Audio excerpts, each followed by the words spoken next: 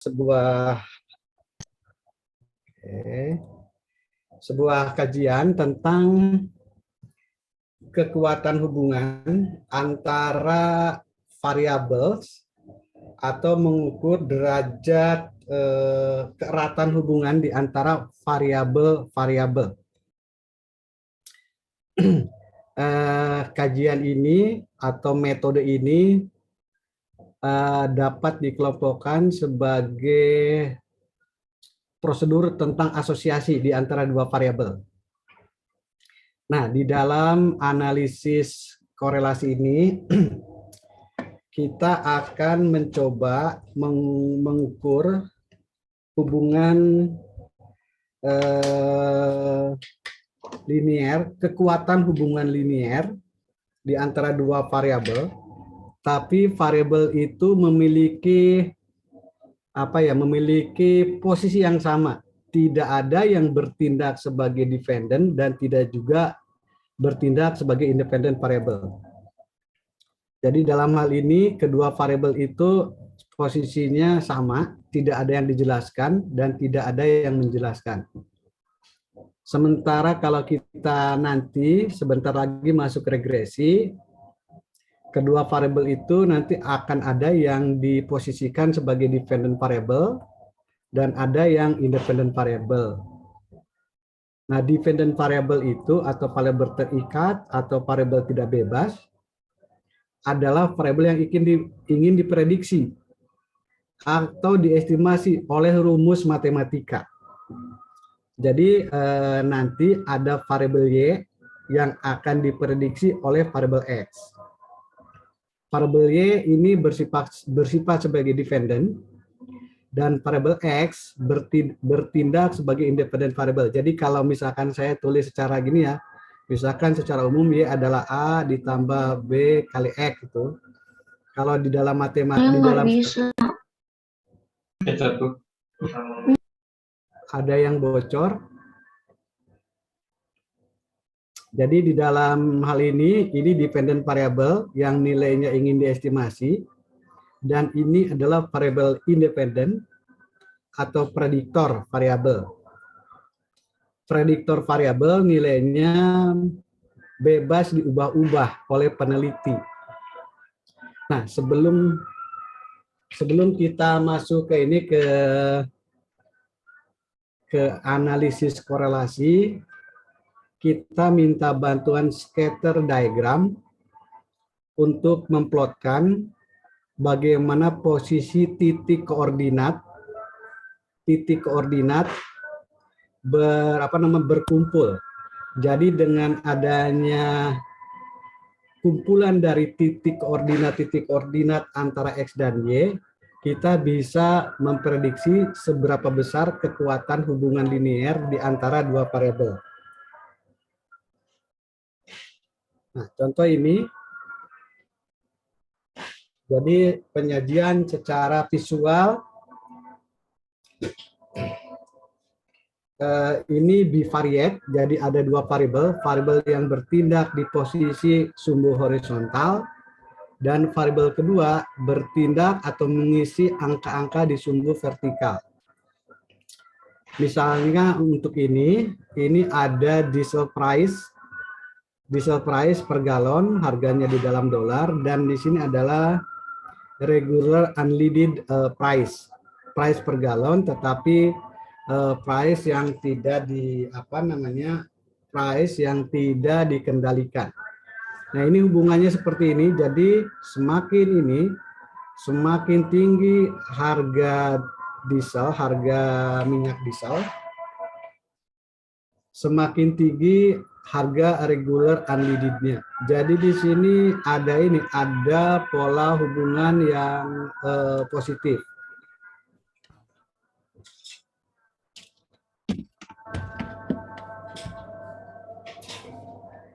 Jadi di sini apa yang dipetakan? Koordinat setiap X dan Y. Ini satu titik itu menggambarkan satu koordinat dari pasangan angka X dan Y.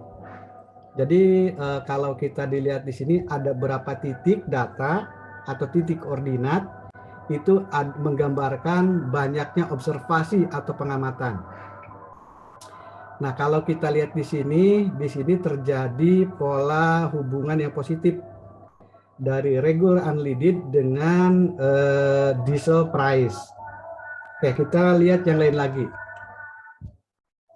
Kalau kita lihat ini, kalau kita di sini misalkan ada dua variabel, setiap titik ini diamati dari satu orang atau satu observasi.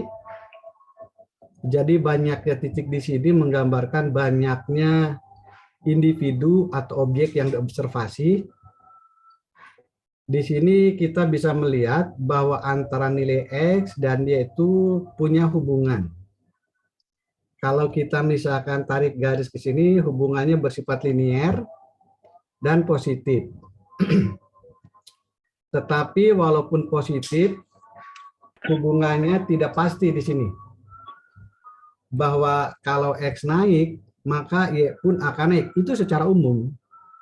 Tetapi tidak berlaku misalnya dari titik sini ke sini, mohon maaf ya. Ini kan di sini X-nya naik, tapi Y-nya kan turun. Ini adalah kasus pada dua pengamatan yang berurutan. Nah, tetapi secara umum, pola hubungan X dan Y itu nilainya positif. Ketika X naik, maka akan diikuti oleh kenaikan Y. Dan di sini ditunjukkan ada angka R. R itu adalah koefisien korelasi. Koefisien, jadi korelasi itu menyatakan sifatnya, koefisien itu menyatakan angkanya. Angka yang melekat pada sifat korelasi tersebut. Nah, ini karena pola hubungannya itu lebih bagus polanya, maka R-nya 0,9. Tetapi yang ini, kalau kita lihat, ini polanya positif. Jadi ketika X naik, maka Y akan cenderung naik. Dan di sini karena pencarian titik-titiknya, the scatter of dot or of point, ini tidak rapi gitu ya, tidak mendekati sebuah garis yang saya buat. Di sini angka korelasinya positif, tetapi lebih kecil daripada yang di sebelah kiri. Nah, kalau misalkan kita kita contoh lagi. Nah, yang ini korelasi antara X dan Y, tetapi punya pola yang negatif. Negatif maksudnya ketika X naik, maka Y akan turun gitu. Kalau yang di atas kan, yang sebelumnya itu di atas, kalau X naik, maka Y cenderung akan naik. Ini polanya positif. Nah, di sini polanya negatif. Dan hubungan ini tidak terlalu kuat. Nah, karena hubungannya negatif, maka koefisien korelasinya juga berangka negatif. Dan karena tidak kuat, maka koefisien korelasinya hanya 0,5 negatif. Nah, yang ini korelasinya lebih kuat, polanya itu membentuk menyerupai garis lurus, cuman kalau kita misalkan ini gambarkan ini seperti ini ya. Ini lebih kurus ketimbang yang ini. Ini kan lebih tidak berpola, yang ini lebih berpola dan polanya negatif, makanya tanda dari koefisien korelasinya negatif, dan karena lebih kuat hubungan X dan Y-nya, maka korelasi negatifnya dikatakan kuat. Jadi di sini kalau X naik, maka Y akan turun. Tetapi dengan tingkat kepastian yang lebih tinggi untuk yang ini. Tapi ini tingkat kepastiannya rendah. Ada komen atau ada yang mau komen sampai sini? Ada yang mau bertanya atau mau didiskusikan? Nah, di sini simbol X dan Y itu tidak mengarahkan kita kepada pemahaman bahwa Y itu dependen atau X itu independen. Di sini X dan Y derajatnya sama. Tidak ada yang dependen, tidak ada yang independen. Cuman kita ingin lihat apakah antara X dan Y ini memiliki kekuatan hubungan linier yang tinggi atau rendah, positif atau negatif. Itu saja yang ingin kita ketahui dari koefisien korelasi ini. Nah, untuk kasus yang ini kalau kita lihat ini seperti lingkaran ya. Jadi di sini kita tidak bisa membuat pola hubungan yang tegas. Apakah hubungannya ini positif, apakah hubungannya negatif, atau tidak ada hubungan. Di sini koefisien korelasinya 0. Jadi tidak ada hubungan. Tidak ada hubungan itu artinya bahwa ketika X naik, maka probabilitas Y naik itu tidak ada.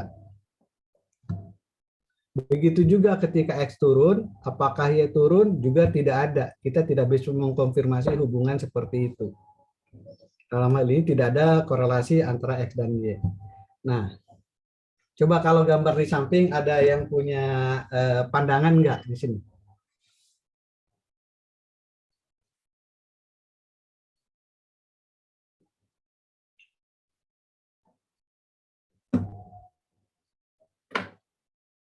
Ada yang punya pandangan bagaimana bentuk korelasi antara X dan Y di sebelah kanan ini? Silakan yang berpendapat, saya beri waktu 30 detik.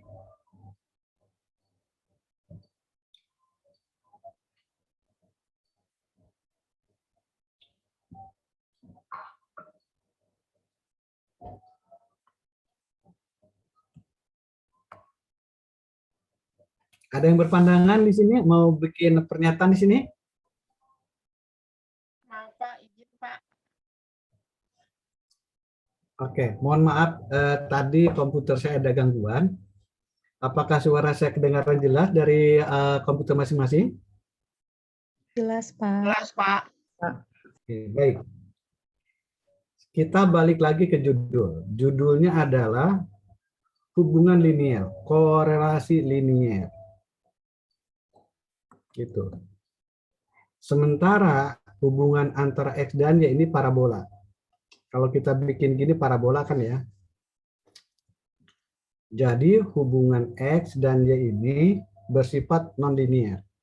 Jadi X dan Y berhubungan secara nonlinier. Tepatnya tadi sudah saya katakan ya kuadratik. Kuadratik. Jadi karena kita mempelajari korelasi linier, walaupun pada kenyataannya ada hubungan X dan Y tertentu dan kuat, tertentunya adalah nonlinier. Jadi walaupun antara X dan Y memiliki hubungan yang kuat tetapi nonlinier, maka berdasarkan formula korelasi linier, hubungan ini dinihilkan. Secara linier dinihilkan. Oleh karena itu, hubungan ini dihitung memiliki korelasi yang kecil 0,2. Jadi kalau 0,2 T Bapak sekalian seperti ini. Dia positif tetapi tidak kuat. Atau gambarnya seperti ini. Bisa saja dibuat seperti ini, tapi ketidakpastiannya sangat besar, terutama di daerah sini. Ketika X naik, ternyata Y-nya akan turun. Ya. Oleh sebab itu, yang cocok, yang positif 0,2 itu hanya berlaku pada segmen ini saja. Pada segmen ke kanan, korelasinya negatif. Tetapi karena data ini harus dijadikan sebagai satu kesatuan, maka dilaporkan oleh formula statistik sebagai punya angka koefisien korelasi yang kecil, yaitu 0,2. Baik, kemudian bagaimana menghitung angka koefisien korelasi? formulanya adalah seperti ini. Formulanya itu Bapak Ibu sekalian kadang-kadang ini ya, kadang-kadang menakutkan ya, karena kita seolah-olah harus menghafal rumus seperti ini. Bapak dan Ibu sekalian mungkin di S1 kan pernah ya belajar untuk koefisien korelasi seperti ini. Jadi saya ambil dari buku utama yang saya pakai, bukunya Ken Black. Jadi Business Statistics for Contemporary Decision Making, keluaran John Wiley. Tahun berapa nih? Tahun 2019.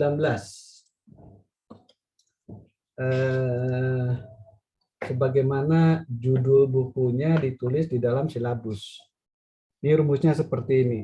Jadi koefisien korelasi ini adalah jumlah dari deviasi di variabel X kali dengan deviasi di variabel Y. Dibagi oleh jumlah dari deviasi kuadrat akar dari jumlah deviasi kuadrat variabel X dikalikan akar dari jumlah deviasi kuadrat dari Y, atau begini. Nah, ini rumus, yang ini rumus filosofis, karena ini sebenarnya ini ke sini itu namanya covariance. Ini itu varian bersama. Dan rumus hitungnya seperti ini, rumus singkatnya seperti ini. Yang di bawah ini varians dari X, ini adalah jumlah kuadrat deviasi daripada X diakarkan. Ini adalah jumlah kuadrat dari deviasi Y diakarkan. Akarnya di sini sebenarnya ini memayungi semua sampai sini. Oke, itu rumusnya. Jadi sekali lagi koefisien korelasi R mengikut derajat hubungan linier. Mohon maaf, ini antara X dan Y. Antara X dan Y, sorry kita lagi.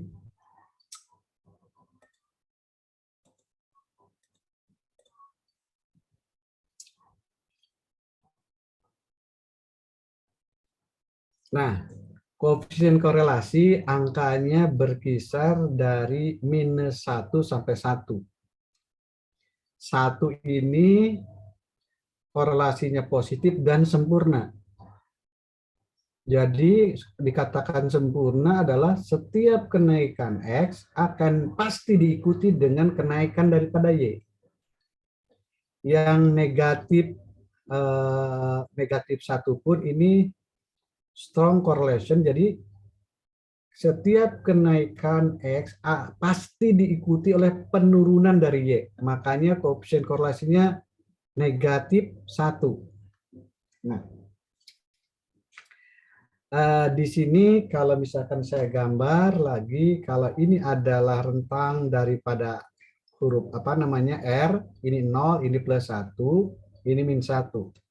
Nah, di antaranya di sini kan ada 0. Kalau 0 itu korelasinya tidak ada. Kalau katakanlah di sini ini setengah, tapi setengahnya positif. Di sini setengah, ini memiliki korelasi yang kuat. Korelasi yang sedang. Tetapi kalau di sini korelasi positif, di sini korelasinya negatif. Jadi katakanlah di sini ada 0,8 dan di sini ada 0,8 negatif. 0,8 positif dan 0,8 negatif, kekuatan hubungan liniernya itu sama. Kekuatannya sama, cuman yang satu arahnya positif, yang satu arahnya negatif. Oke, saya hapus ya di sini.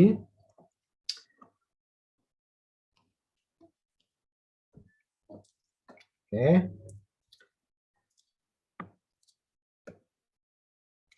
Bagaimana formulanya? Oke, formulanya. Jadi ini formula ini ya, formula alternatif.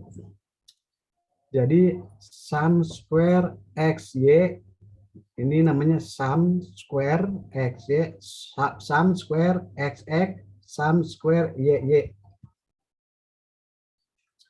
Oke, kemudian apa sum square XX ini? Jadi jumlah deviasi kuadrat pada variabel X dari individu 1 sampai individu ke N. Yang ini juga sama dengan ini, tetapi untuk variabel Y. Yang ini crossing antara deviasi di X dengan deviasi di Y. Oke, kira-kira seperti itu. Nah, oke, contoh saya ambil dari buku Ken Beck ya, ini. Misalkan ini adalah angka interest rate yang kita simbolkan dengan X. Jadi ini tingkat bunga. Ini future index. Future index dari sebuah komoditas. Oke, kemudian di sini ini anggap sebagai X, ini anggap sebagai Y. Bagaimana kita menghitung R?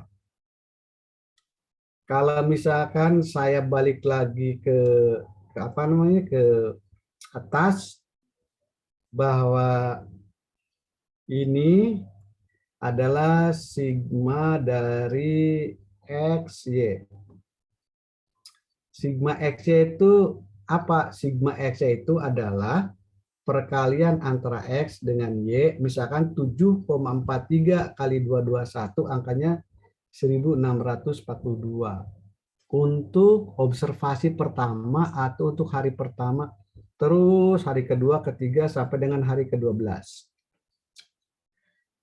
Jumlahnya adalah 21 sekian. Kemudian dikurangi di sini, ini angka yang ini adalah sigma X.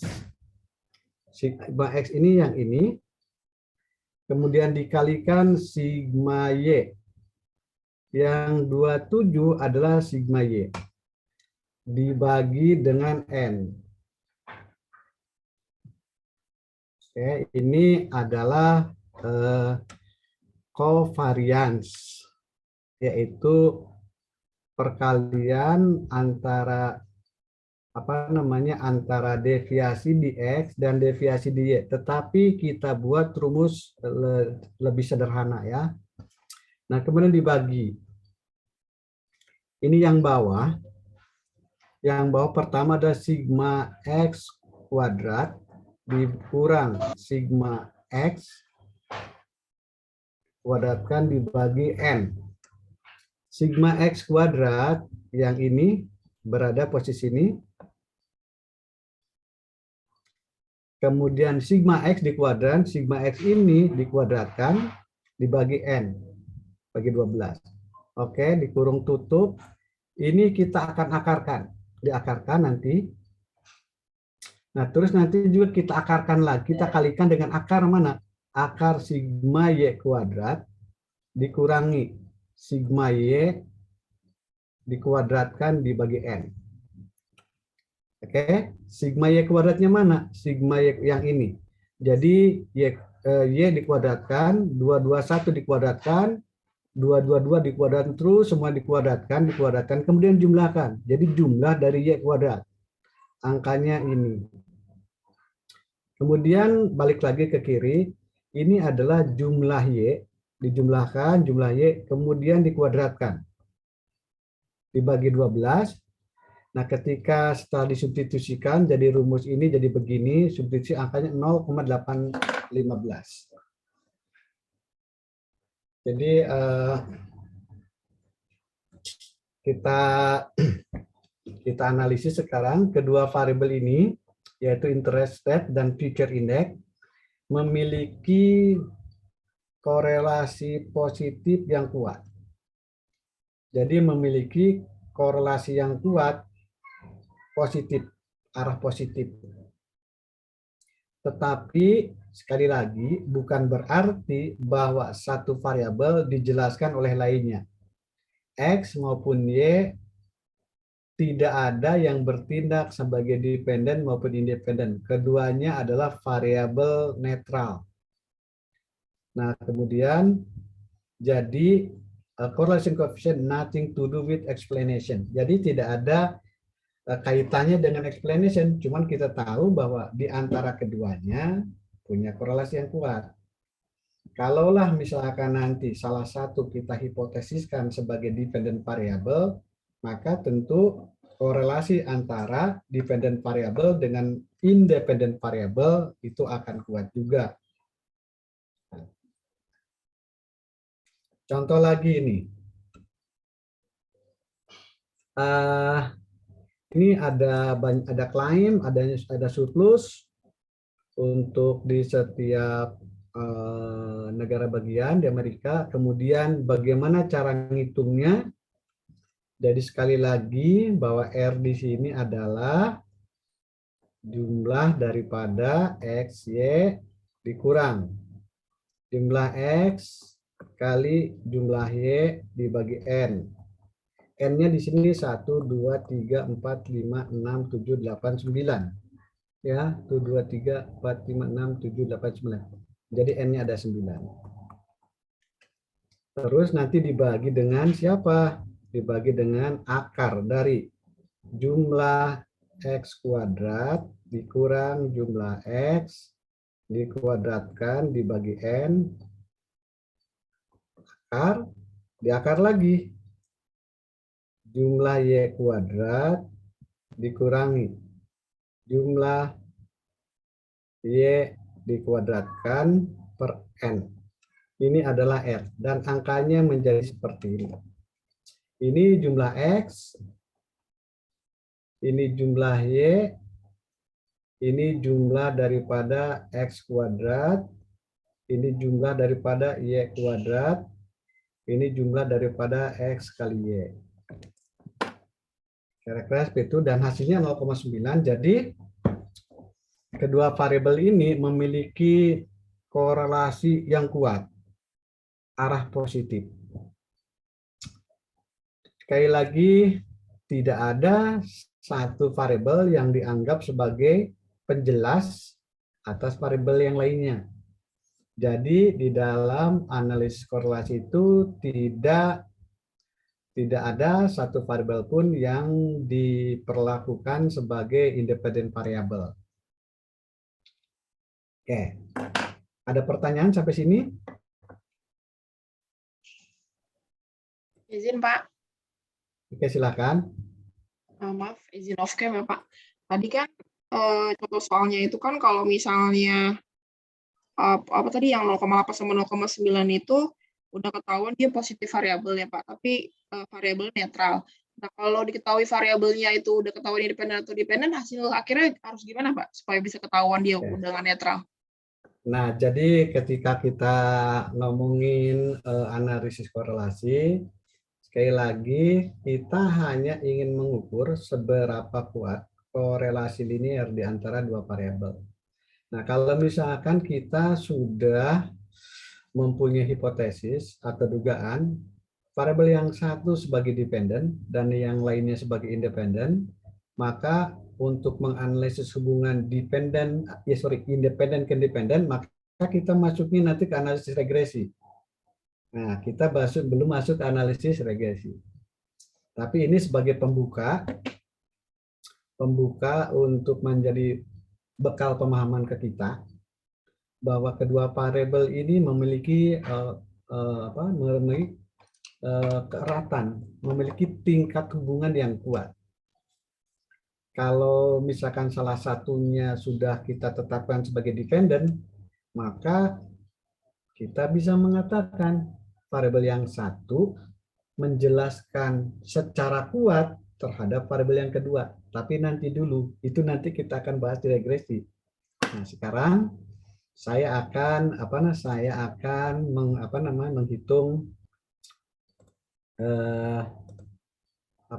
saya akan menghitung koefisien korelasi dengan menggunakan ini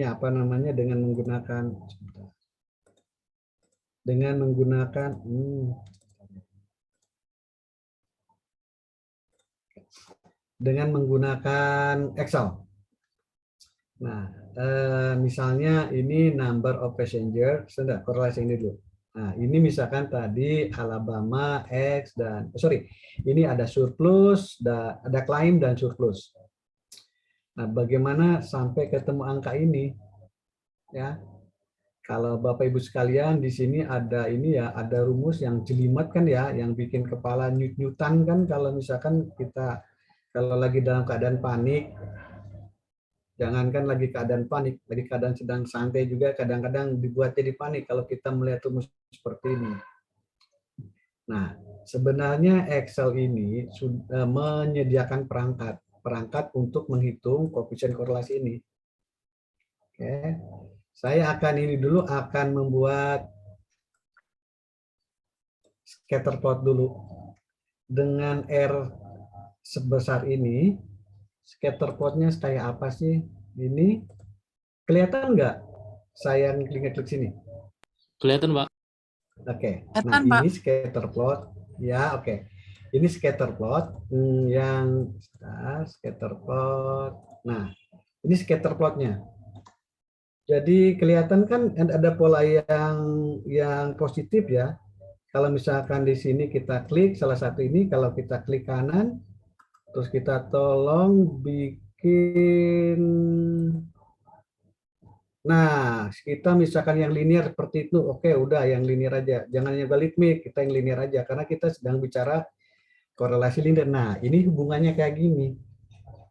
Kan dari ke 9 titik ini, ada yang dekat dengan garis, ada yang jauh dengan garis. Tapi kecenderungannya rata-rata dekat ke garis. Oke, ini scatter plotnya.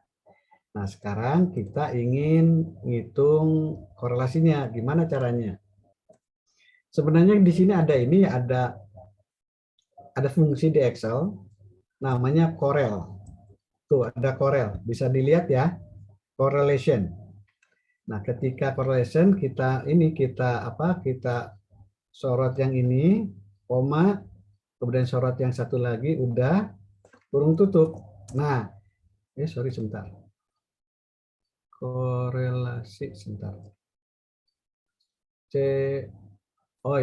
Ini salah. Jadi pasangannya tidak ini. Jadi banyaknya sel yang disorot untuk variabel X dan yang disorot untuk variabel Y harus sama. Tadi saya salah, di sini sampai baris 13. Oke, simsalabim, nah ketemu angkanya. Angkanya seperti itu. Ya, angkanya persis kan? Seperti ini.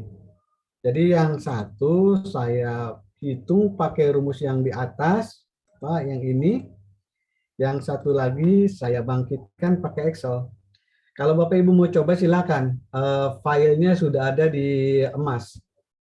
Oke, satu ya, itu. Di mana lagi? Coba, saya akan coba lagi ya.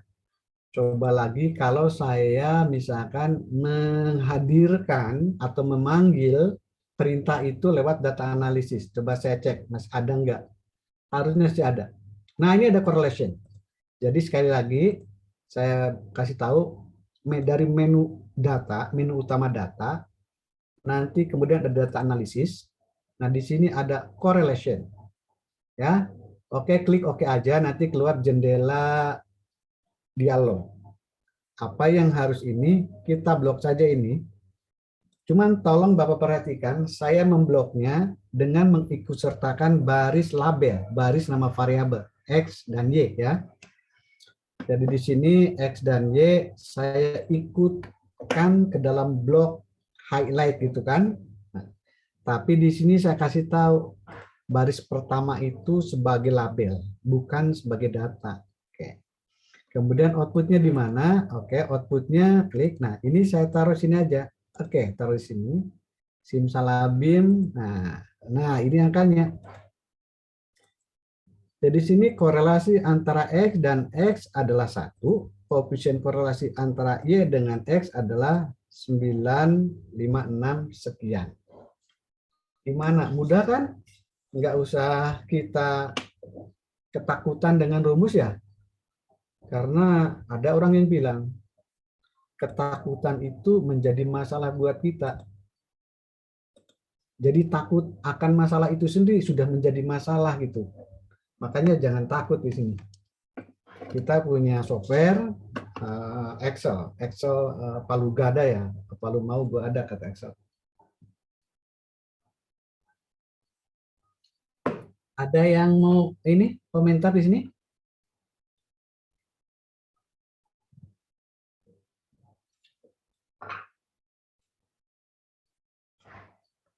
Oke, kalau nggak ada kita balik lagi ke laptop ya, ke ini ke PPT lagi kita.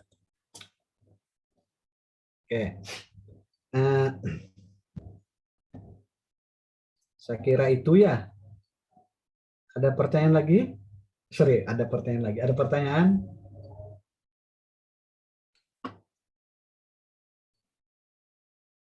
Lanjut, Pak. Oke, baik. Kita masuk ke simple regression. Jadi kita akan belajar untuk membangun hubungan kausalitas di antara dua variabel. Nah, jadi dengan regresi itu bentuk kausalitasnya dinyatakan dalam persamaan matematik. Jadi nanti proses of constructing a mathematical model or function that can be used to predict or determine one variable by another variable. Simple regression or bivariate regression involving two variables in which one variable is predicted by another variable. Jadi satu variabel diprediksi oleh variabel lainnya. Variabel yang diprediksi, the variable to be predicted is called dependent variable. Kenapa dependent variable? Karena nilainya depend on, bergantung pada another variable or other variables. And designed as Y dan disimbolkan sebagai Y. Satu variabel yang lain disebut sebagai prediktor atau variabel penjelas dan disebut sebagai independent variable. Variabel independent itu variabel yang angkanya yang penentuan angkanya tidak dipengaruhi oleh variabel yang lain. Jadi variabel independen bebas menentukan angka untuk dirinya sendiri. Sekali lagi, variabel independen, variabel yang bebas menentukan angka bagi dirinya sendiri. Tidak ditentukan oleh variabel lain. Dan kemudian disimbolkan sebagai X. Jadi ada Y, ada X. Kita hubungkan ke sini. X sebagai explanatory atau prediktor, Y sebagai predicted variable atau dependent variable. Jadi ini independent,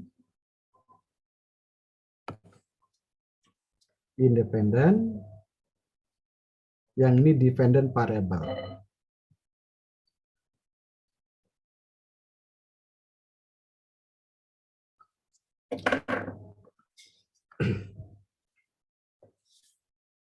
Nah, di dalam regresi linear, in simple regression analysis, in simple linear regression, a straight line, garis lurus, hubungan garis lurus antara dua variabel itulah yang kita uji. Bukan garis melengkung atau bukan garis yang hiperbol. Adalah garis lurus. Makanya di sini in simple linear regression. Tapi bukan berarti garis yang bengkok, melengkung tidak bisa kita atasi. Kita bisa atasi dengan cara-cara tertentu. Oke, baik. Sementara non-linear relationship, ini kita dihadapkan pada model regresi with more than one independent variable,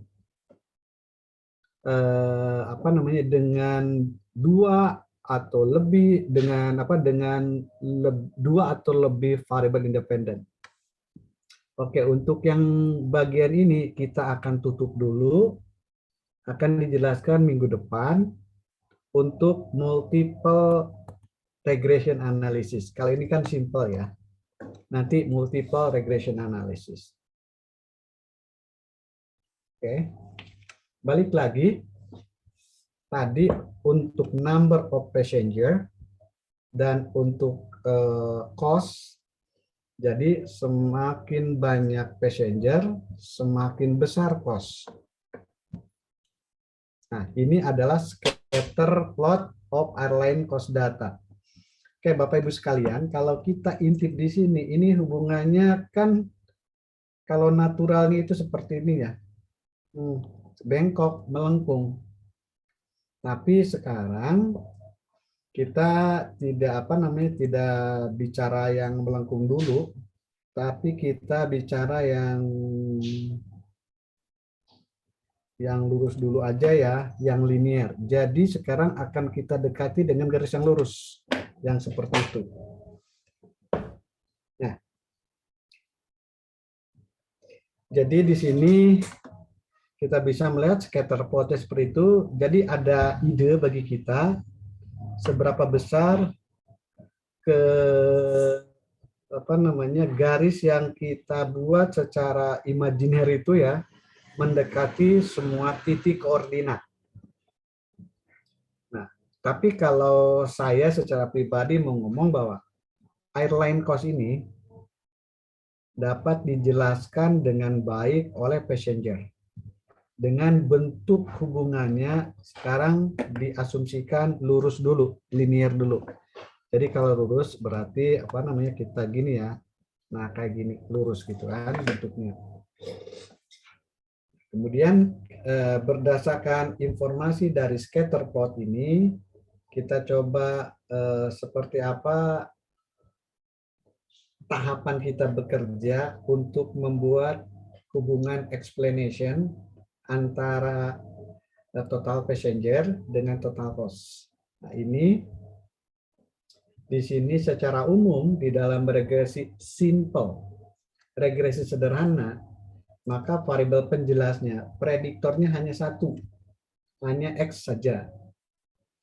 Nah, jadi di sini X ini adalah nilai dari independent variable yang ke I. Kenapa ke I? Tadi kan kalau misalkan saya baca lagi ke atas ya, ini passenger pertama, kedua, ketiga, sampai 1, 2, 3, ketiga, keempat, kelima, keenam, ketujuh, 8, 9, 10, 11, 12. Ini pada passenger yang ke-12. Ya. Jadi berarti di sini I-nya ini, angka I-nya ini ada berjalan dari 1, 2, sampai ke 12.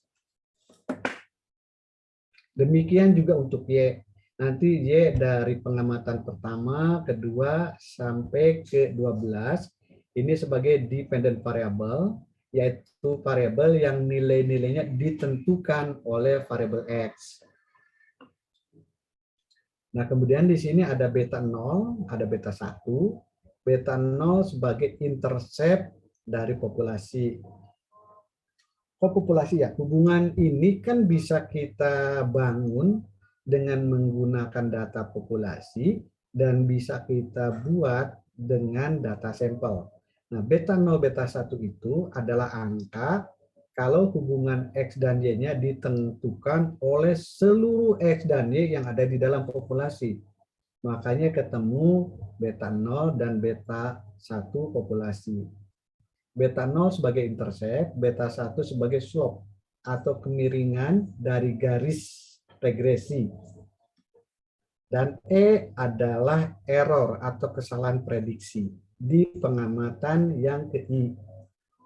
Nah, error ini sebenarnya menggambarkan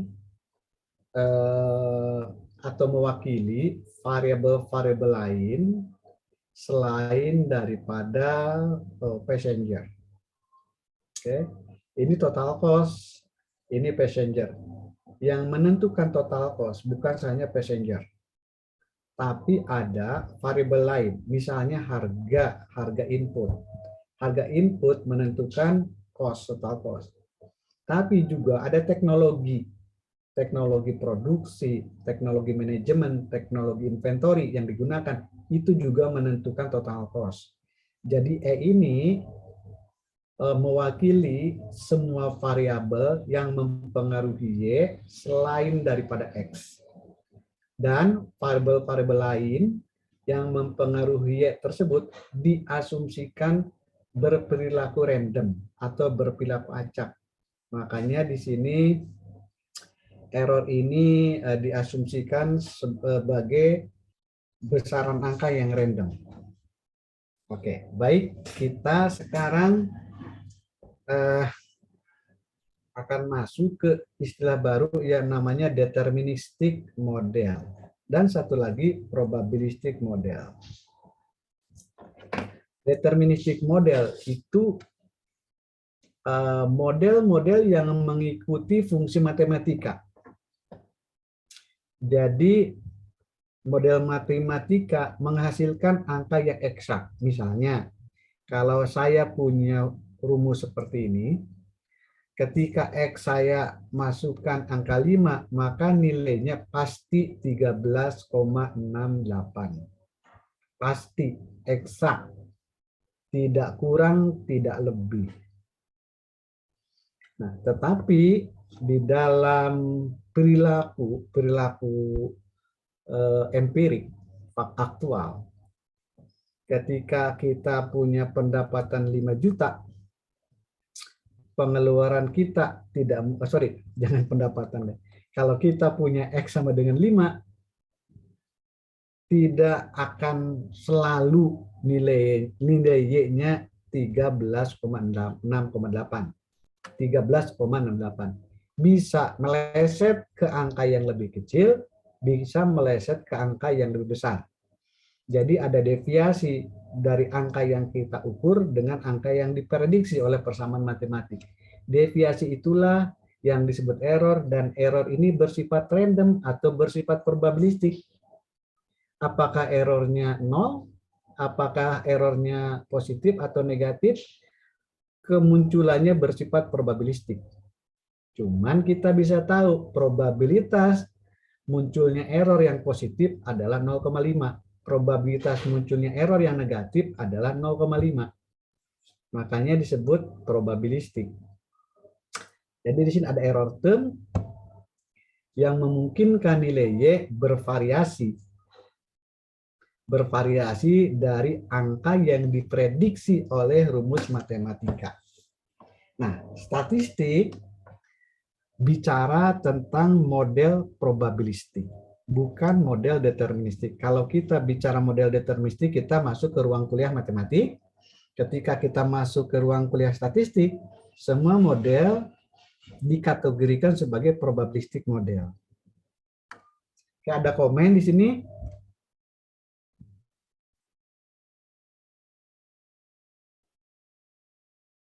Belum, Oke, Pak. kita lanjut. Oke, lanjut ya. Apa bedanya model matematika dan model statistika? Model matematika itu deterministik, model statistika itu stokastik atau probabilistik. Bedanya apa? Di sini tidak ada error. Di model probabilistik ada error di sini ya. Jadi itu bedanya.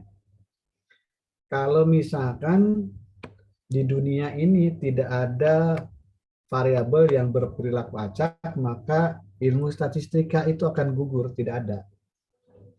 Atau misalkan di dalam dunia ini semua variabel bersifat konstan, misalkan semua jenis kelamin manusia laki-laki itu konstan, semua tinggi badan 180 cm, semua berat badan 80 kg, kalau semuanya konstan tidak bervariasi, statistik tidak akan ada. Statistik eksis karena angka-angka pengamatan dari individu ke individu itu bervariasi. Makanya akan ada muncul deviasi antara nilai individu dengan nilai rata-rata populasi. Deviasi itulah yang bersifat random. Nah, maka di situ karena ada deviasi yang bersifat random, statistik hadir. Termasuk juga ekonometrik di sini. Nah, di sini di dalam model stokastik ini ada dua komponen. Ini komponen pola, ini komponen yang bersifat acak. komponen yang bersifat pola, artinya pola yang deterministik. Ada komponen acak yang stokastik. Ini komponen acak yang bersifat stokastik. Jadi ketika bagian kanannya bersifat stokastik, maka bagian kirinya juga bersifat stokastik. Nah, kemudian ketika kita bicara populasi, di populasi itu tadi simbol untuk intercept dan slope dinyatakan dalam huruf Greek Yunani. Tetapi karena kita tidak pernah bisa menjangkau semua individu yang ada di dalam populasi, kita hanya bisa mengambil sampel. Ketika estimasi koefisien ini dengan data sampel, maka simbolnya beta 0, beta 1, dan ini pakai duga. Oke. Nah, B0 ini intercept yang diperoleh dari data sampel, slope yang diperoleh dari data sampel. Gunanya untuk membedakan. Kalau ini hanya digunakan dalam kerangka berpikir teoritik, sebelum kita mengumpulkan data empirik. Jadi kan ketika kita akan menganalisis secara empirik, kita punya kerangka teoritiknya. Di kerangka teoritik itu kita menuangkan simbol-simbol dalam bentuk seperti ini, dalam bentuk populasi. Tapi ketika kita sudah ketika tiba saatnya masuk ke analisis empirik, maka simbolnya menjadi begini.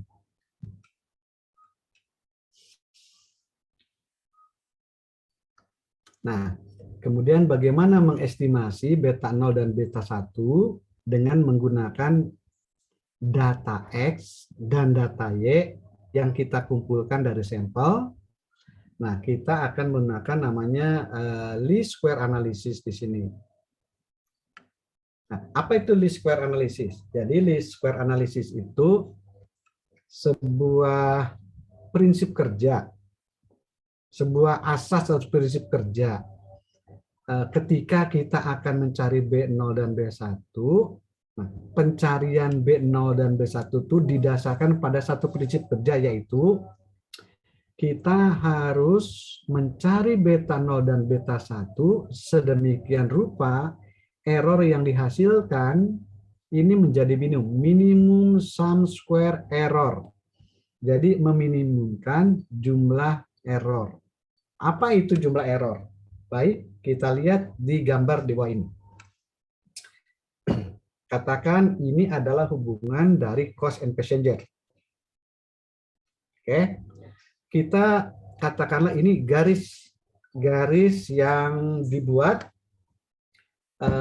oleh mesin least square sedemikian rupa sehingga garis ini setiap titik ini tentu tidak tepat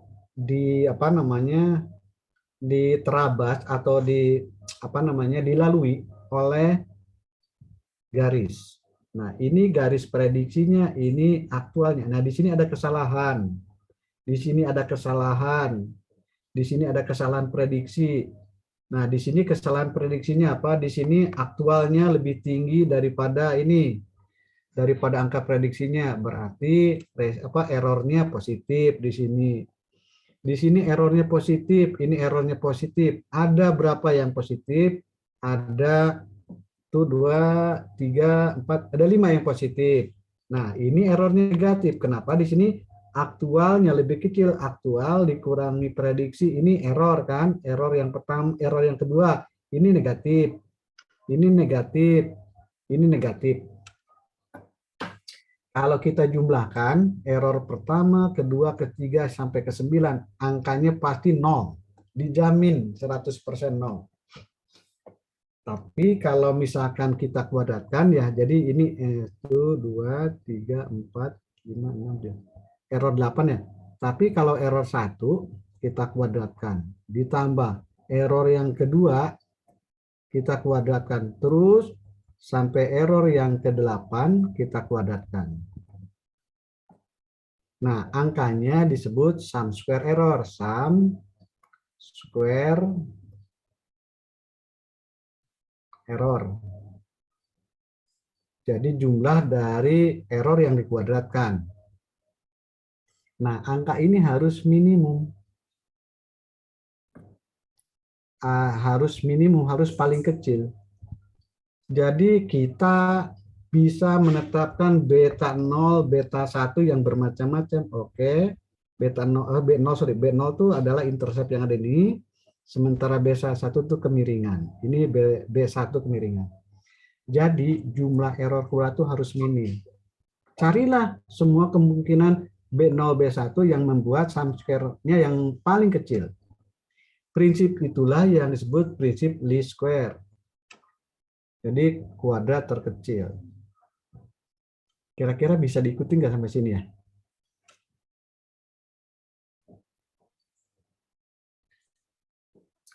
Jadi sekali lagi garis ini bukan satu-satunya garis yang bisa kita buat.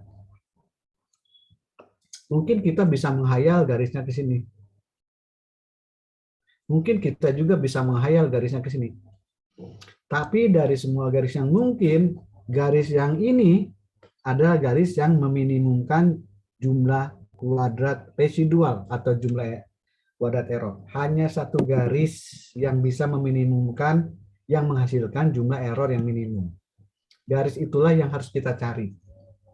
Nah, bagaimana mencarinya? Jadi mencarinya kita akan menggunakan sebuah prinsip yaitu least square principle, yang rumus ini kalau kita bedah kita akan peroleh dari pelajaran kalkulus.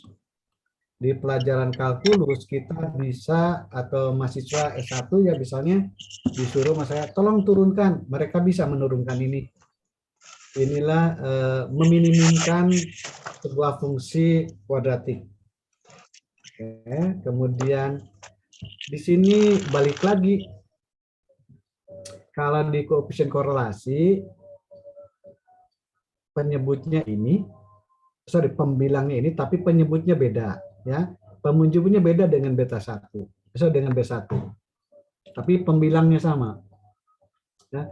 Jadi di sini B1 itu diperoleh dengan cara ini adalah blok ini namanya sum product atau covariance, yang bawah adalah jumlah kuadrat deviasi di dalam variabel X.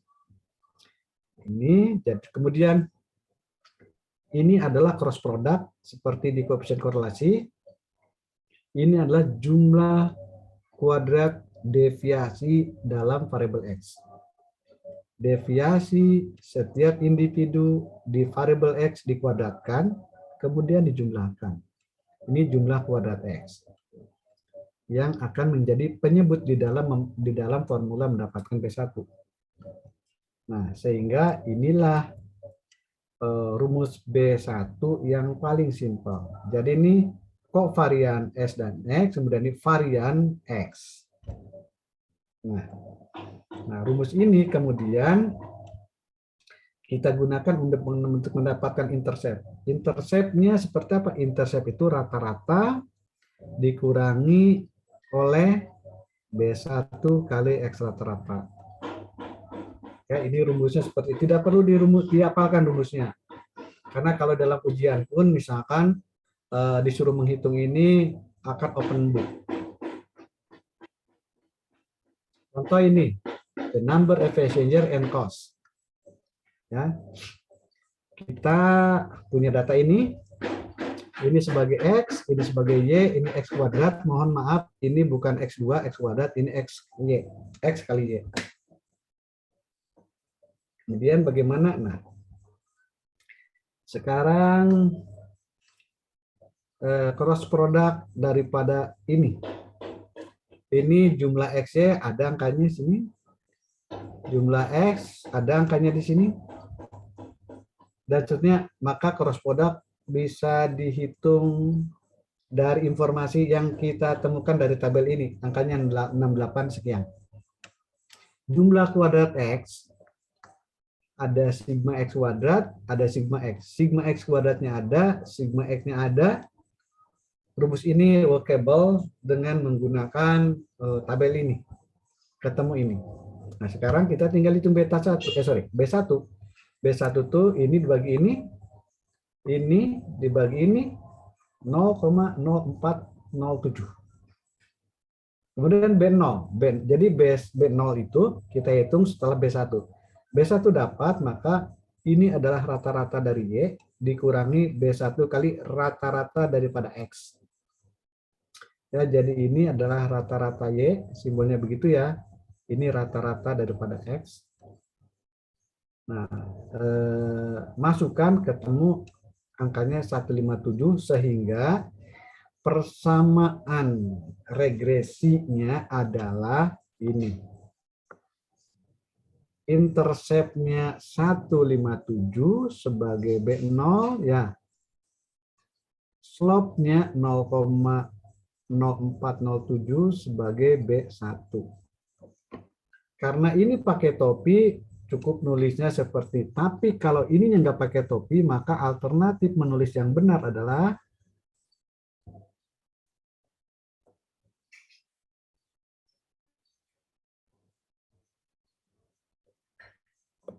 plus error. Jadi ketika kita memasukkan angka X tertentu, maka Y-nya belum bisa ditebak. Ya, angka aktualnya belum bisa ditebak karena masih ada faktor random, faktor lain yang bersifat random. Tapi kalau kita bikin prediksi, ini kan nilai aktual. Yang prediksinya, kalau prediksinya bisa dihitung, yaitu 1,57 ditambah 0,0407X. Ini prediksi untuknya. Nilai aktualnya bisa lebih besar, bisa lebih kecil dari angka prediksi ini. Bergantung dari E-nya. E-nya 0, positif atau negatif. Kemunculan E bersifat probabilistik. Oke, kita lanjut. Interpretasinya adalah dari yang kita interpretasikan itu umumnya adalah ini, koefisien B1. Angka 0,0407 sebenarnya adalah angka Y. Angka Y setelah kita kalikan dengan X. Jadi 0,0407 dikalikan dengan X itu angka Y. Jadi sekarang kita tinggal isikan saja angka X-nya. Kalau angka X-nya, the number of passenger increase by 1%, kalau angka X-nya diganti dengan 1, tentu 1 kali 0,0407 adalah angka Y. Then the cost will increase by ini. Tapi ini kan angkanya tadi satuannya dalam ribu. Jadi yang dimaksud dengan angka 1 adalah angka 1000. Jadi berarti 1000 kali ini berarti 40,07 dolar. Jadi setiap ada tambahan 1 orang penumpang, maka biaya akan naik sebesar 40,7 dolar.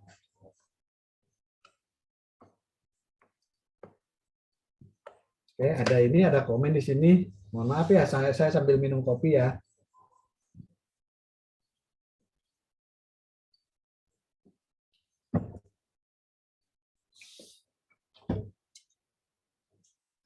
Oke, baik, kita lanjut.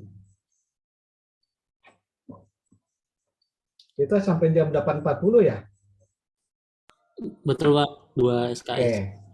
Oke, baik. Nah, inilah Bapak Ibu sekalian rumusnya. Jadi rumus persamaan prediksinya ini. Y, topi itu Y prediksi. Persamaan prediksinya seperti ini. Tentu kita nanti masih dihadapkan pada ketidakpastian prediksi. Angka aktualnya bisa lebih tinggi, angka nyatanya, angka yang apa ya? Ya, angka aktualnya sih. Angka aktualnya itu bisa lebih besar atau lebih kecil daripada angka prediksi. Nah, tentu yang menentukan angka aktualnya itu ada komponen error. Errornya itu adalah angka aktual dikurangi prediksi. Jadi angka prediksi itu sendiri adalah angka aktual ditambah, Angka aktual itu adalah angka prediksi ditambah dengan error. Jadi apakah angka aktualnya sama dengan Y ketika saya mendapatkan prediksi tertentu? Enggak, namanya kan menebak ya. Menebak tuh belum tentu tepat. Bisa kalau errornya sama dengan 0 ya tebakan kita tepat. Tapi kalau error misalkan positif, tebakan kita overestimate. Kalau misalkan errornya positif, tebakan kita underestimate. Ya, seperti ini misal. Errornya positif di sini nih. Kita nebak di sini. Oh, tebakan kita tuh lebih kecil daripada aktualnya, berarti tebakan kita tuh underestimate.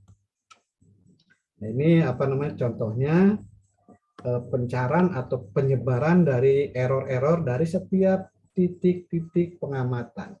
Ini error-errornya berbeda-beda, tapi antara error positif dan negatif saling cancel out, saling menghilangkan. Di sini kalau saya misalkan perpanjang ke sini angkanya, garisnya ini akan ada angka 157. 157, oh gini.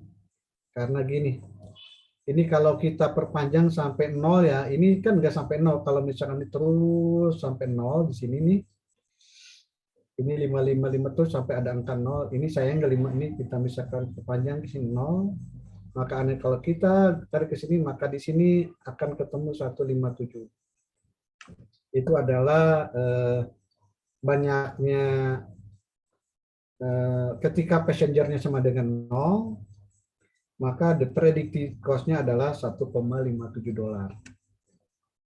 It is impossible, tidak mungkin passenger itu 0. Passenger 0 itu kondisinya seperti apa ya? Nggak ada kayaknya. Karena tidak mungkin terbang kalau passengernya cuma 1 orang. Nah sekarang slope. Slope ini, jadi kalau saya gambarkan, ini slope ini sebagai gini.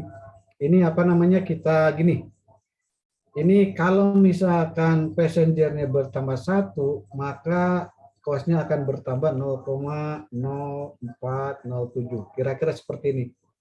Jadi kalau ininya bergeser ke kanan 1, maka ke atasnya akan bertambah 0,047. Itu slope. Jadi ini jika X meningkat 1 orang, maka biaya akan meningkat 0,0407 ribu.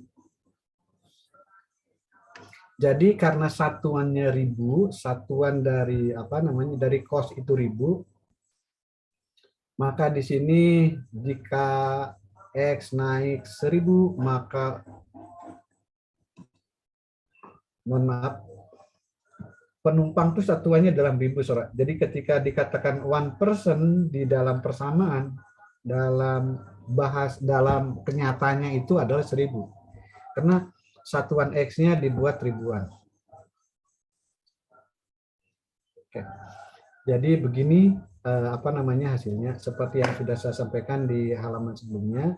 Ini adalah persamaan prediksinya. Jadi ini ya prediksi gitu. Seperti ini. Jadi kalau misalkan X-nya 80 atau banyaknya penumpang 80.000, maka predicted cost-nya adalah seperti ini. Oke. Jadi tinggal dimasukkan saja, tapi tolong nanti ketika dimasukkan pertimbangkan angka satuan di dalam persamaan itu. Nah, kita sekarang masuk ke bagian yang tadi yang menjadi kunci probabilistik model, yaitu komponen residual atau komponen error. Jadi kenapa muncul error? Karena antara angka aktual dengan angka prediksi itu tidak sama. Angka aktual ya angka yang kita ukur dari pengamatan yang terjadi di ruang kenyataan. Sementara predicted adalah angka yang kita peroleh hasil rekalkulasi menggunakan persamaan matematika yang diduga oleh metode OLS. Nah, tentu ada gap antara ruang kenyataan dengan angka prediksi residualnya ini. Ini residualnya positif, berarti angka prediksi kita underestimate. Nah, residual seperti ini. Oke, kita lihat seperti ini. Dan jumlah residual ini harusnya bernilai 0. Ini angkanya ada angka 0,001. Kenapa terjadi angka yang berbeda dari 0? Karena ada rounding, ada pembulatan. Oke. Seperti apa bentuknya? Oke. Residual yang pertama, yang ini adalah Y1 aktual dikurangi Y1 prediksi. Oke. Ini yang kedua, ketiga, dan seterusnya angkanya ini. Oke, kalau misalkan kita lihat bagaimana bentuk residual mappingnya, ini residual mappingnya. Pengamatan pertama ini positif. Karena kebetulan number of passenger-nya ini diurutkan secara meningkat, maka ini menggambarkan residual yang pertama, kedua, ketiga, keempat, kelima. Ini yang kelima angka paling nonjol nih. Ke-6, ke-7, ke-8, 9, 10. Yang ke-10 juga nonjol ini. Oh, yang ke-11, kemudian ini juga nonjol. Ini residual ratio yang nonjol. Yang katakanlah ini bisa disebut mungkin yang sedikit outlier yang ekstrim dibandingkan dengan residual-residual lainnya. Nah, kemudian apa yang bisa dihitung dari residual? Ya tadi yang sudah saya jelaskan, menghitung jumlah kuadrat residual sebagaimana yang akan kita tunjukkan di sini. Tapi sebelum kita menghitung jumlah kuadrat residual, mari kita pelajari dulu kemungkinan-kemungkinan bagaimana residual itu berdistribusi. Kalau dari pola di atas, andaikan residual ini kita tempatkan di aksis, di vertical axis, di mana dari sini ke bawah negatif, ini positif. Kemudian ini adalah yang horizontal axisnya adalah number of passenger. Dan di sini Bapak Ibu sekalian bisa lihat angka residual itu naik dari kiri ke kanan. Ini menggambarkan kalau kita lihat tidak ada pola apakah dia naik atau turun. Ya mungkin kalau misalnya kita mengada-ada bisa aja oh ini seperti ini. Jadi ada pola yang melengkung. Atau misalkan kalau kita menghayal lagi, oh enggak, ini polanya gini, ini gini, mungkin ya. Nah, tapi kalau saya sih ini sudah bagus, artinya tidak terjadi sebuah pola yang menggambarkan sesuatu ada sesuatu kekuatan yang membuat error itu sistematik gitu. Baik. Nah, baik. Itu jadi model yang di atas sudah bagus, tapi apa sih kriteria bagusnya dari model? Nah, untuk menilai apakah model bagus, bagus dalam arti mengikuti kaidah dalam menjalankan prosedur OLS, prosedur least square. Nah, untuk memastikan bahwa prosedur OLS itu dijalankan dengan baik, maka ada asumsi yang harus dipenuhi. Sebenarnya ada 12 asumsi, tapi karena ini baru regresi sederhana, di mana variabel penjelasnya hanya satu, maka asumsinya yang diberlakukan dari 12 itu cukup 4 saja. Pertama, modelnya linear. Jadi saya tidak akan masuk ke linear itu apa. Saya takut kepanjangan. Kedua, error term-nya memiliki varian yang konstan. Ketiga, error term-nya independen. Dan yang keempat, error term-nya normally distributed. Nah, jadi komponen error yang gini,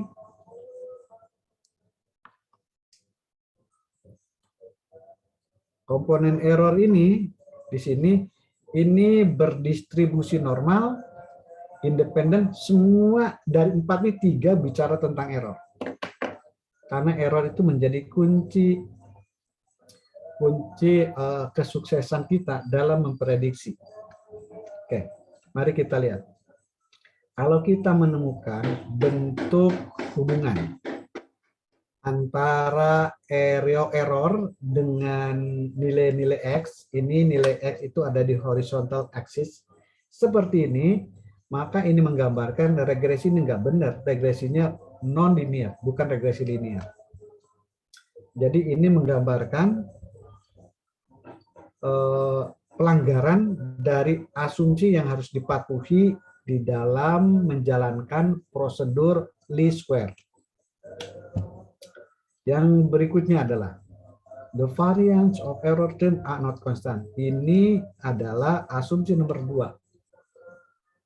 Kalau begini berarti variance error pada nilai-nilai X yang kecil ini besar, tapi varian error ketika X-nya menuju angka yang besar-besar ini kecil-kecil. Nah, ini berarti terjadi perubahan magnitude dari varians. Ini berarti varian tidak konstan. No, ini berarti ada pelanggaran ya, ada pelanggaran. Kemudian model well performed. Nah, kalau seperti ini, kalau misalkan bentuknya errornya dari X yang bernilai kecil-kecil sampai ke X yang bernilai besar-besar, fluktuasi dari errornya dipertahankan pada amplitudo yang sama atau pada rentang yang tetap, maka ini adalah model yang bagus. Jadi errornya sudah berdistribusi secara konstan. Oke, kemudian berikutnya, ini error tidak independen dengan X. Nah, ini untuk menggambarkan asumsi nomor 3.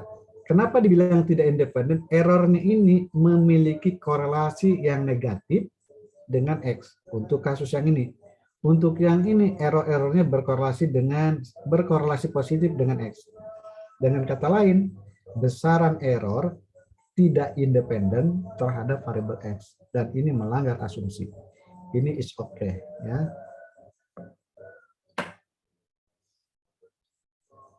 Nah, bagaimana menguji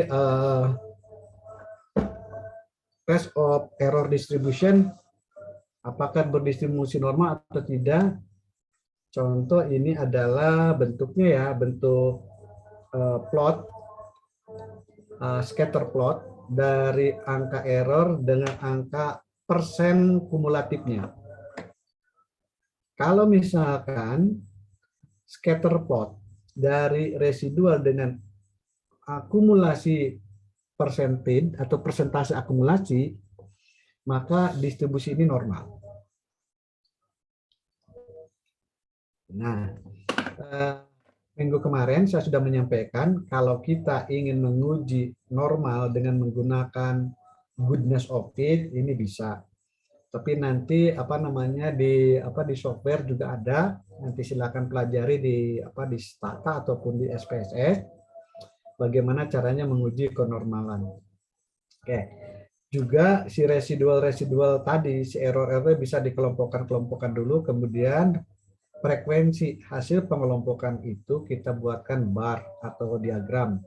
Nah, ini kan diagram seperti ini. Nah, ini kita agak yakin bahwa errornya itu berdistribusi normal. Oke, jadi many software can produce the graph or test statistic to indicate that no violation on the assumption of errors were normally distributed. Jadi setiap software ada mencantumkan seperti itu. Kemudian ada standar error of estimate. Nanti dari output komputer suka memunculkan sebuah statistik namanya standar error of estimate. Ini adalah sebuah statistik yang berapa goodness of fit dari sebuah persamaan. Goodness of fit. Apakah angka-angka prediksi fit terhadap angka-angka aktual. Jadi kebaikan SUE ya, goodness of fit-nya bisa ditunjukkan oleh standar error of estimate. Secara matematik atau teknis bagaimana? Nah, kita mulai dari sum square error sebagaimana sudah kita bahas tadi ya, jumlah kuadrat error. Jumlah dari error yang dikuadratkan.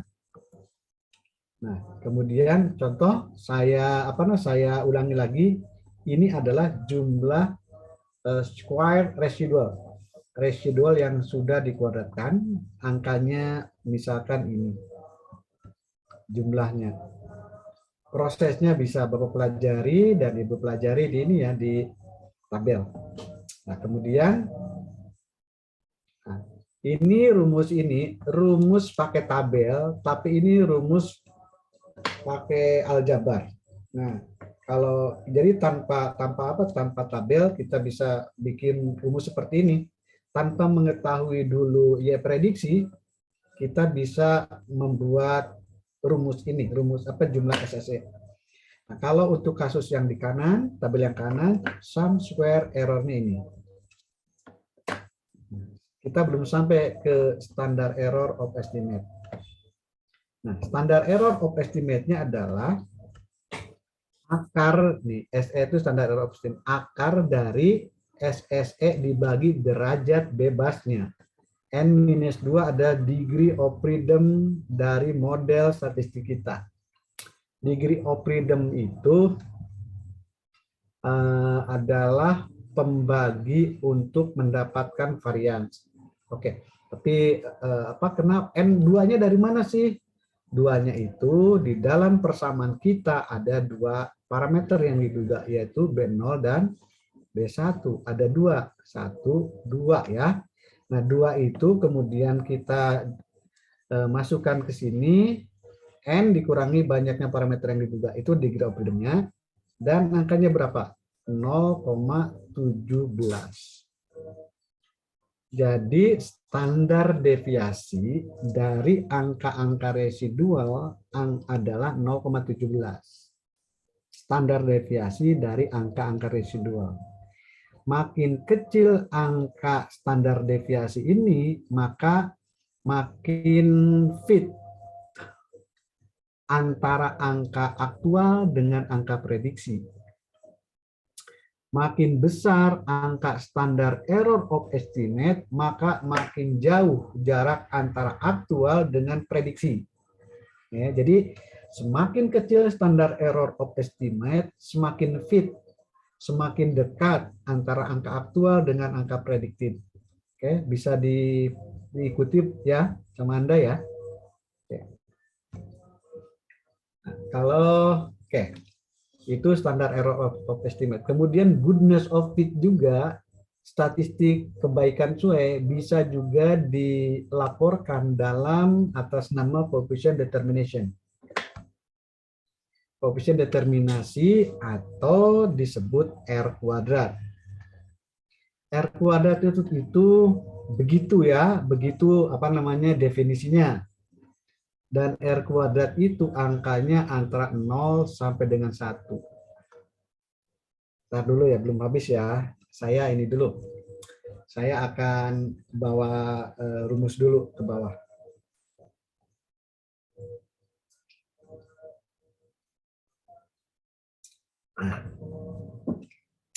Saya akan menjelaskan koefisien determinasi itu dari fakta sebagai berikut. Jadi kalau misalkan saya punya ini, punya Y itu adalah Y topi ditambah dengan rho. Bisa diikuti sampai sini ya. Oke. Nah, katakanlah saya akan divariankan. Varians dari Y itu sama dengan varians dari Y topi atau Y prediksi ditambah dengan varians dari residual. Ya. Varian Y ini disebut sebagai SYY. Varian dari Y topi disebut sebagai SSR, sum square of regression, sum square of error. Ya. Nah, kalau misalkan setiap ruas atau kedua ruas saya bagi dengan sum square YY, jadi misalkan ini dibagi dengan sum square YY, ini dibagi dengan sum square YY, ini dibagi sum square YY, maka tentu yang ini akan jadi 1. 1 sama dengan SSR dibagi ini bagi ini kan. Oke. Bisa diikuti ya. Oke. Nah, jadi R ini komponen pertama di ruas kanan kita sebut sebagai R kuadrat. R kuadrat, sehingga yang ini menjadi begini, 1 ditambah bla bla bla. Atau apa nama rumusnya, kalau sudah begini bisa bermacam-macam jalan menuju Roma ya. Oke. Tapi saya mau belum selesai di sini. Jadi kalau saya punya varian Y, nah akan kita dekomposisi menjadi varian model atau varian prediksi, varian dari nilai prediksi, varian daripada E. Kalau varian ini katakanlah 1, maka di sini ada varian yang masuk ini R kuadrat. Di sini 1 minus R kuadrat. Jadi R kuadrat itu kalau kita membaca bagan yang barusan saya buat ini menggambarkan proporsi dari varian Y yang bisa dijelaskan oleh varian model. Proportion of variability of dependent variable Y accounted for or explained by dependent variable X. Nah, kemudian kok iya? Nah, ini kan sebenarnya ini itu ada, ini adalah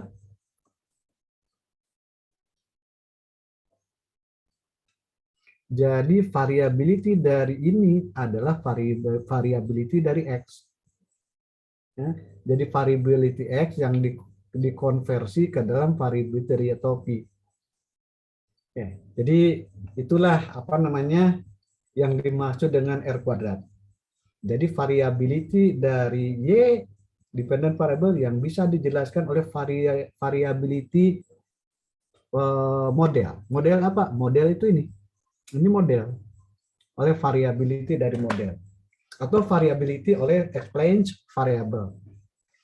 Dan R kuadrat itu tentu kalau misalkan kita lihat ini penjumlahan ya, 1 itu jumlah ini tambah ini, tentu R kuadrat itu akan mentok di angka 1.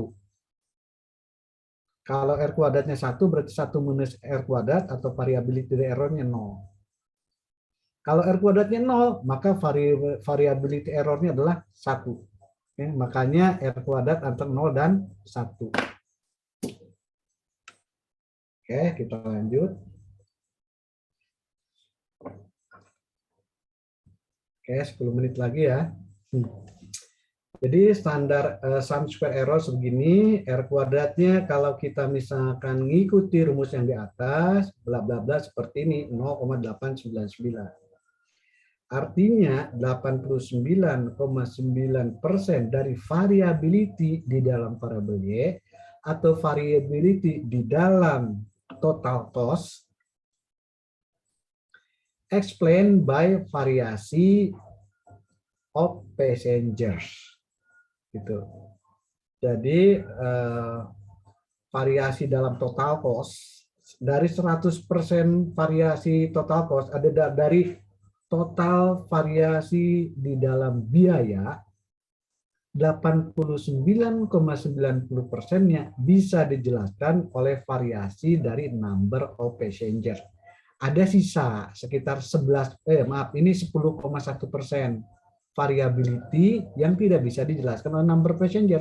Oleh apa? Ya oleh variabel-variabel lain yang tidak dimasukkan ke dalam persamaan ini. Seperti yang saya katakan tadi, harga bahan bakar, harga input, teknologi yang diterapkan yang membuat yang satu lebih efisien daripada yang lainnya. Nah, variabel-variabel itu yang sementara kita asumsikan sebagai berperilaku random. Jadi kira-kira 10,1% masih diterangkan oleh hal-hal atau faktor-faktor yang bersifat random. Nah, ini komputasional dari R seperti ini. Tapi kalau misalkan kita mau ngitung apakah R kuadrat ini, R kuadrat yang sebesar ini sebenarnya adalah koefisien korelasi dikuadratkan. Percaya tidak percaya silakan. Tadi angkanya 0,96 berapa gitu dikuadratkan, angkanya niscaya akan menjadi begini gitu kan. Tapi mohon maaf, sekali lagi, ini hubungan ini hanya berlaku dalam simple linear regression. Simple linear regression, oke? Nah ini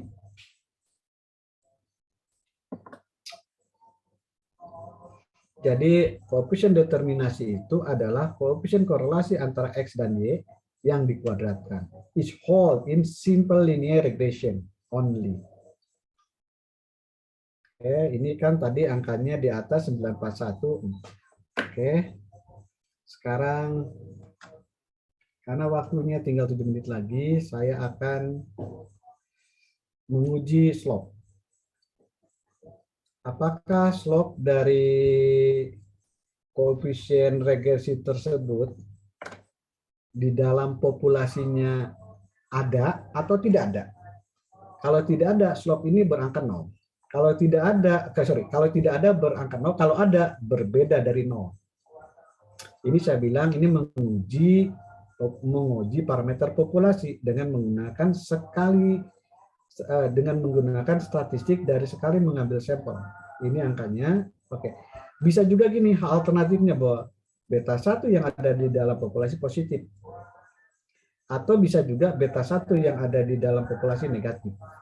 Jadi ujinya bisa uji dua arah, bisa uji satu arah di kanan, bisa uji satu arah di kiri.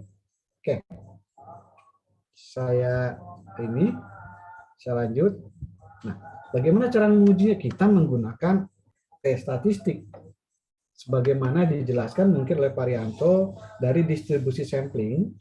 Distribusi sampling rata-rata ketika ukuran sampelnya di bawah 30 atau populasi induknya berdistribusi tidak normal, maka kita menggunakan T.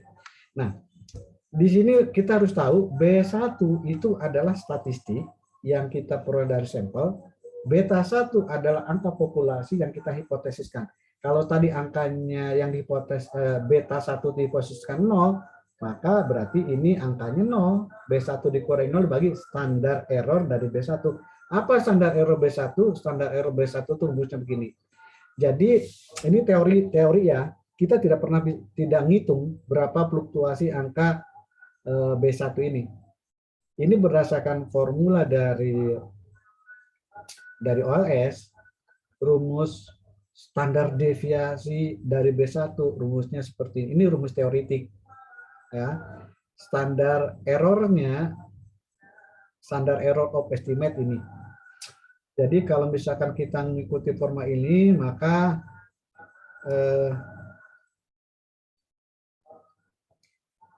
dari persamaan ini kita B1 ini standar error ini sudah dijelaskan jumlah X dan seterusnya.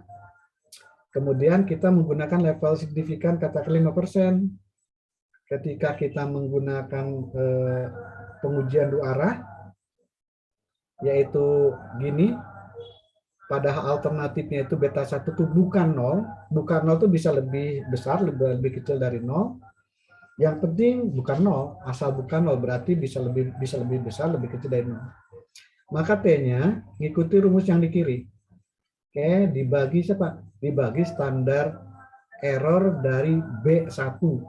Nah, standar error B1-nya ngikuti rumus ini, yaitu standar error of estimate dibagi dengan sum square of X.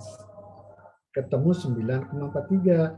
Sementara tadi dengan menggunakan T tabel, nilai kritis daripada T di distribusi yang punya derajat bebas 10, luas ekor kanannya 0,025 adalah 2,28. Silakan balik lagi ke tabel distribusi T. Nah, karena kalau kita bikin peta di sini ya, saya petain di sini misalkan, ini nilai kritisnya ada di 2,28, sementara T hitungnya 9,43. 943 itu ada di kanan di sini ya. Jadi apa namanya, ada di daerah tolakan 0. Jadi mustahil beta 1 yang ada di populasi itu 0. Karena angka B1 yang kita dapatkan sekali ngambil B1, angkanya ada di ekstrem kanan, bukan di dalam angka-angka yang dimungkinkan kalau beta 1-nya sama dengan 0. Oke. Kira-kira seperti ini ada sebenarnya ini konsep untuk membaca ini dari distribusi sampling parameter ya. Oke, jadi kita tolak ke 0. Tolak ke 0 itu apa? Karena kita tolak ke 0, bentar dulu ya. Karena kita tolak ke 0, maka berarti koefisien beta 1 yang ada di dalam populasi berbeda dari 0. Dengan kata lain, variabel X berpengaruh positif signifikan terhadap Y, atau the number of passenger berpengaruh signifikan terhadap total cost. Oke, ini, nah, ketika kita menguji one by one of independent variable, maka kalau variabel penjelasnya banyak, kita pun harus menguji goodness of fit secara keseluruhan. Testing of overall model, kita menggunakan statistik F dengan konsep yang sudah Pak Rianto ajarkan menggunakan tabel ANOVA. Jadi tabel ANOVA tabel yang pada hilirnya, pada ujungnya akan menghasilkan statistik F. Nah, nanti ini dapat statistik F, kemudian kita bandingkan statistik F yang kita dapatkan dari ANOVA dengan statistik F yang kita dapatkan dari tabel. Nah, dengan hipotesis, kebetulan hipotesis sangat simpel karena sederhana, maka seperti ini.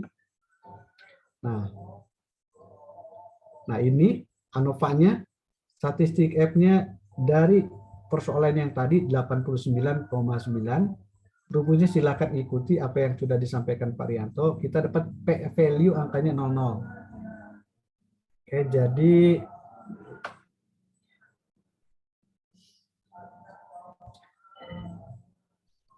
Oke, jadi kalau kita misalkan ini ya, kita P value aja dah. Kita ambil P value, kemudian kita bandingkan dengan alpha. Menguji dengan alpha berapa persen pun, P value ini lebih kecil dari, bahkan dengan angka 1%, apalagi dengan 5%, 10%, maka kita tolak ke 0. Kalau P ini kecil. Artinya kita reject ke 0, the regression model, and significant predictability of the dependent variable. Jadi model regresi ini menambahkan kemampuan untuk prediktif, kemampuan prediktif dari dependent variable. Oke, waktunya sudah habis. Gimana nih Pak Ibu sekalian? Apakah boleh saya tambah 5 menit lagi? Monggo Pak. Dapat Pak. Oke. Nah, namanya juga tadi prediktif ya. Kita dengan regresi itu akan melakukan prediktif. Nah, itu bagian, kita masuk ke bagian estimasi atau prediksi. Nah, tapi prediksinya Bapak Ibu sekalian, kalau tadi Bapak Ibu sekalian misalkan, oke, kalau di sini ya saya balik lagi, di sini misalkan saya punya X-nya 73. Dimasukkan ke dalam persamaan yang kita dapatkan tadi, maka kita akan dapatkan Y 4,54. Ini kita melakukan proses prediksi untuk mendapatkan sebuah angka Y, tapi angka Y-nya itu angka Y yang ada di garis regresi, yaitu angka Y rata-rata. Ini ada di garis regresi, berarti Y rata-rata. Nah, tentu rata-rata dari Y ini bisa bervariasi. Loh, rata-rata bervariasi? Iya. Karena ketika kita memasukkan X ke sana, garis regresi itu bisa berubah-ubah bergantung daripada variability dari X rata-rata ke X0. Ini bergantung dari ini. Nah, jadi di sini kita bukan memprediksi, sekedar memprediksi angka Y yang ada di dalam garis regresi, tetapi kita memprediksi berbagai kemungkinan nilai Y yang akan muncul apabila kita mengevaluasi Y berulang-ulang dengan angka X sama dengan 73. Oke. Jadi kalau kita misalkan melakukan percobaannya, X-nya tetap 73, kita hitung Y, kita hitungnya terus, berulang-ulang kita hitung, nanti Y itu akan bervariasi. Nah, kita nanti dari variasi itu kita ngambil tengah-tengah dari Y, yaitu misalkan 95%-nya, katakanlah saya ambil 95% dari Y yang ada di tengah-tengah, kita ambil. Berapa batas bawah dan batas atasnya? Nah, kita hitung dengan formula ini. Sekali lagi, kita memasukkan X sebesar 73, misalkan di sini terus berulang-ulang di dalam laboratorium sosial, nanti Y cap-nya itu akan berubah-ubah. Sorry, Y yang bukan Y cap-nya sih, Y yang aktualnya akan berubah-ubah karena ada error. Y berubah-ubah, kemudian si itu kita rata-ratakan. Ketika dirata-ratakan nanti kita akan mendapatkan kumpulan nilai kumpulan nilai Y duga yang bermacam-macam, kemudian nanti kita ambil 95% yang ada di tengah-tengahnya. Nah, ini nanti disebut sebagai confidence interval to estimate expected Y for a given value of X. Nah, ini rumusnya. Nah, kalau misalkan kita memasukkan X sama dengan 73, maka rata-rata biaya total itu akan berkisar dari 4,4 sampai 4,66 biaya total. Jadi minimum 4,41, maksimum 4,66, dengan kita mengambil 95% angka yang ada di tengah-tengah. Gitu. Batas bawah dan batas atas seperti ini. Nah, kemudian kalau kita prediksi individual.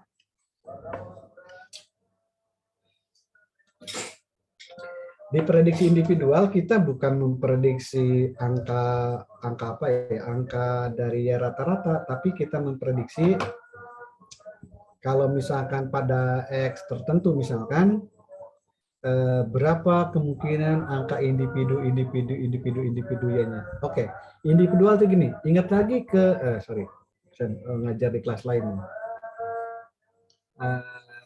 Katakanlah kalau misalkan untuk jumlah passenger 73, itu dalam setahun misalnya ya, ketika ada passenger yang 73 itu diulang-ulang, maka total cost-nya itu akan berubah-ubah. Mungkin bulan pertama ketika ada penumpang 73, total cost-nya di bawah, kemudian total cost-nya bervariasi turun naik di setiap angka, kalau ketemu angka penumpang 73. Nah, kita di sini mencari single value daripada Y. Oke, ini rumusnya seperti ini, bla bla bla ini. Nah, di sini rentangnya akan lebih panjang karena angka individual daripada Y atau individual dari total cost. Ini angkanya dari sini sampai sini pada selang keyakinan 95%. Nah, ini yang di sini adalah angka output dari Minitab. Kalau saya lihat dari ini, dari bukunya yang saya rujuk itu. Oke. Ini adalah prediction interval to estimate average Y and to estimate single value of Y. Nah, ini yang batas atas, batas bawah itu confidence interval untuk, kalau yang bawah itu untuk single value of Y, kalau yang ini dan ini batas atas dan batas untuk average value of Y. Oke, jadi cost-nya ini bisa di dalam populasi bervariasi. Jadi kalau saya punya kos di sini, maka ini selang rata-rata kos. Kalau misalkan dari sini ke sini, ini adalah all possible daily cost ketika jumlah penumpangnya 73 misalkan. Oke. Ini apa namanya? Ini aplikasi untuk regresi untuk oke, ini bisa dibaca sendiri ya, karena ini aplikasi di atas. Nah, saya di sini pengen nunjukin bagaimana kita menjalankan regresi pakai Excel. Oke, saya menunjukkan regresi pakai Excel. Ini passenger dan ini. Nah, tadi beberapa angkanya sudah ditunjukkan oleh PPT. Nah, saya sekarang ingin menunjukkan bagaimana menghasilkan angka itu dengan menggunakan Excel. Jadi menu data, menu analisis. Nah, ini di data analisis tidak selalu Excel yang kita install memunculkan data analisis. Ini bergantung daripada install. Kalau di installnya ada kita mencentang data analisis waktu install Excel, maka data analisis akan muncul. Dan kemunculan data analisis pun tidak begitu saja harus pakai add-in ya. Oke, kemudian data analisis kita pakai regression. Oke. Nah, Y range-nya kita klik, ini adalah Y-nya kan, total cost. Oke. Input X-nya adalah ini. Oke. Kemudian baris pertama dari data yang saya sorot, yang highlight adalah labels. Kemudian output-nya saya taruh di sini, katakanlah di sini aja ya. Oke. Nah, ini output-nya yang bisa kita dapatkan dari Excel. Nah, ini angka koefisien yang tadi diulang-ulang disebutin, ini angkanya. Ini tadi ada pembulatan ya. Kemudian R kuadratnya untuk R square-nya 899. Sementara multiple R ini adalah artinya korelasi antara siapa? Antara Y dengan Y topi ini ya, apa namanya, yang ini multiple R itu korelasi antara koefisien korelasi antara Y dengan Y topi. Di sini adjusted belum waktunya. Nah, yang standar error of estimate tadi sudah dijelaskan angkanya segini. Kemudian tadi p-value untuk ini sudah kita lihat. Oke, angkanya seperti ini. Jadi ini kemudian F, ini tadi angka-angka penting yang sudah kita bahas.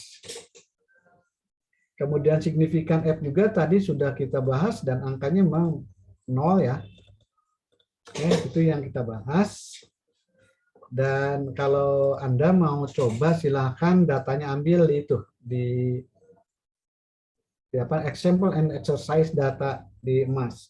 Bisa dicoba dilatih. Kemudian data trend juga bisa dilatih untuk untuk dicoba. Kemudian sales ini ada, number of ini ada, terus sales ini juga ada. Silakan bisa dicoba-coba. Tapi dari semua itu dari hasil latihan itu Anda diminta untuk mengerjakan PR. PR-nya ada di itu ya, ada di PR-nya ada di emas ya. Bisa dilihat. Silakan kerjakan, diberi waktu hampir seminggu ya. Nanti sebelum hari Senin, hari malam Senin dini hari minta dikumpulkan. Sudah lihat semua ya tugasnya ya? Sudah, Pak. Tugas individu ya, silakan. Jadi ada 4 soal. Ada 2 soal untuk analisis kategorik, 2 soal untuk korelasi dan regresi. Silakan kerjakan sendiri, dikerjakan dengan sepenuh hati supaya mengerti dan supaya bermanfaat bagi Bapak dan Ibu sekalian yang ada di sini. Barangkali itu saja ya, saya sudah menghabiskan waktu lewat dari 10 menit. Saya akan stop. Oke, saya akan stop. Mungkin sebelum saya tutup ada pertanyaan dari Anda sekalian?